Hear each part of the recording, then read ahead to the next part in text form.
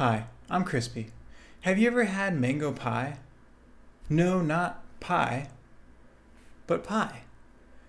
Probably not, because I spent the last year developing the mangoPi, an FPGA development board made for beginners that want to tackle on exciting and new FPGA projects.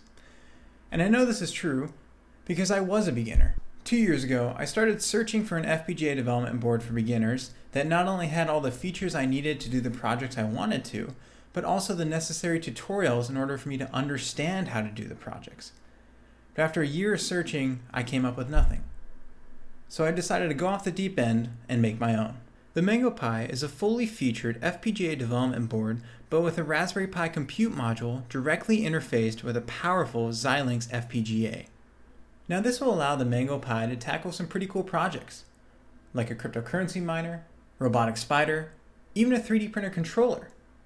But the best part is that all these projects and so much more will be uploaded right here to this channel. But before we can dive into that, we need to upgrade the mangoPi from revision 2 to revision 3, and I do mean we.